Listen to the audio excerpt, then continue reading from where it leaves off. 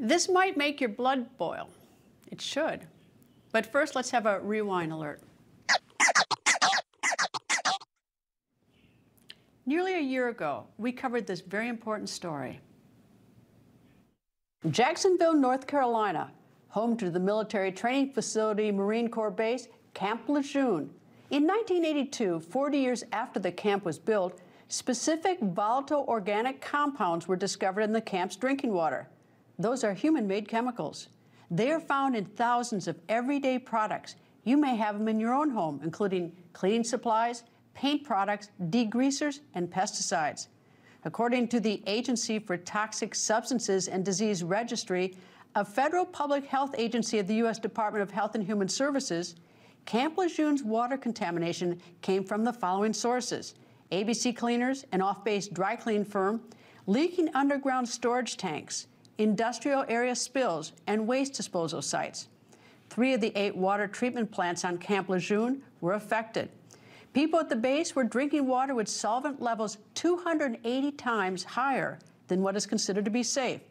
And what happened? Just what you think. People got sick, very sick. On the U.S. Department of Veterans Affairs website, the VA, it lists 15 covered health conditions related to Camp Lejeune's water contamination. The list includes leukemia, lung cancer, breast cancer, female infertility, and non-Hodgkin's lymphoma. On August 10, 2022, President Joe Biden signed into law the Camp Lejeune Justice Act. It is a provision of the Honoring Our Pact Act of 2022. This provision allows any individual present at Camp Lejeune to seek compensation for the resulting medical conditions. The person must have been on the base for at least 30 days between August 1, 1953 and December 31, 1987. There's another limitation. Individuals have only 2 years to make a claim. If their claim is not successful, the Camp Lejeune Justice Act allows individuals to file lawsuits against the U.S. government, and the U.S. government cannot block those lawsuits claiming government sovereign immunity. It's been nearly a year since President Biden signed this bill into law, and who has received justice since then? Well, so far, no one. Why?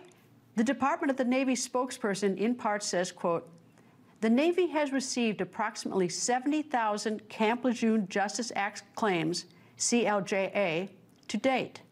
They go on to say, quote, "Our personnel began processing claims as soon as the first claim was filed with the Navy.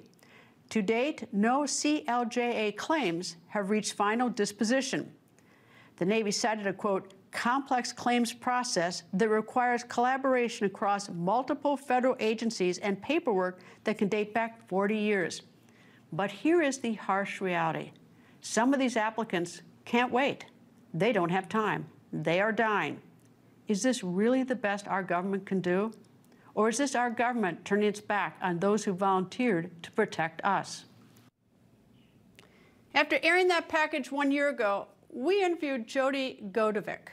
Her father was stationed at Camp Lejeune. Jody, her father, her mother, all developed cancer after drinking the water there. At the time we spoke with Jody, her body was riddled with tumors. Jody died in October. That's infuriating and heartbreaking enough. Our government failed her. Jody died while still fighting the U.S. government for compensation. Here she is in her own words a year ago. I'm terminal. They're just trying to keep me alive at this point right now. My tumors are growing, and I'm taking one day at a time, but they gave me 1.5 years to live. It's horrible. It's like they don't want to take care of the American citizens. They're worried about taking care of everybody else but us.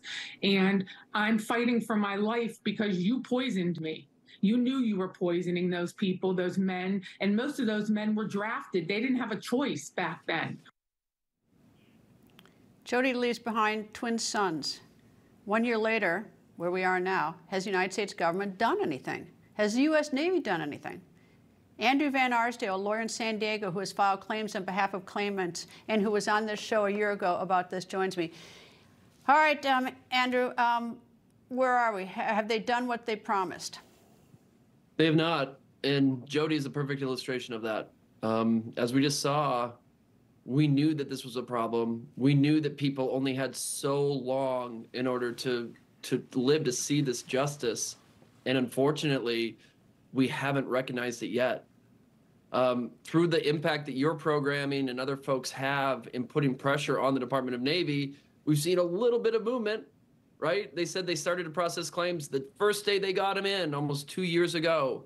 And through that incredible effort on their behalf, they have reached out to try to resolve 100 claims out of over 200,000 put forward to date. It's just not enough, Greta. It's just not enough. Well, you know, look, I'm proud of things like our NASA program. I'm proud when the United States does things around the world, and we do incredible things. But when we have situations like this, when they haven't prosecuted these claims, and they said they would, and we know these people are dying, we know they have cancer, and you know, and that we turn them back after we make these promises, it's just reprehensible. And you know, shame on everybody. Well, the Camp Lejeune Justice Act was passed to much pomp and circumstance, if you remember, almost 2 years ago, right? Both sides got together and said, look, if there's one thing we can always agree on, it's we need to help our veterans. We need to help the very best of us in this country. And, you know, these same politicians are still campaigning on this idea that 2 years ago, they passed the PACT Act to benefit the world around them. And to their credit, they did. But the executive branch of our government but you know what, is not doing enough to implement the wishes of the legislative branch. They're not doing enough to help. Do you know what, Andrew? I'm not going to give them a lot of credit. I'm not going to give them a lot of credit. They're a bunch of liars. I'm not going to give them any credit because they promised to do something, and it's not just enough to vote for something and then look the other way and let it go. That's just not good enough. You have no argument with me. These people are dying. Not only have we lost Jody since we started and we gave the Navy a chance to live up to the Camp Lejeune Justice Act, we've lost hundreds of people. These are moms. These are dads. These are sons, husbands, fathers. And they are not here on this earth anymore as a direct result of being poisoned at Camp Lejeune. As a direct result of the federal government allowing these toxins in the water, knowing that those toxins were in the water, failing to do anything about it, and allowing these men and women and children to continue to consume this water that ultimately led to an early end to their life. Camp Lejeune Justice Act was passed to remedy that. And of course, but you know, the big hoax is that they pretend like by passing the acts it's something to be done, you know, and nothing is virtually nothing has. Andrew Van Arsdale, thank you for joining me. Thank you, Greta. I appreciate it. August 10th is the deadline, so people can still come forward between now and August 10th. After that, and make their claims. And make their claims that it'll go in a black hole. Anyway, we got to go, Andrew. We'll be right back. Thank you.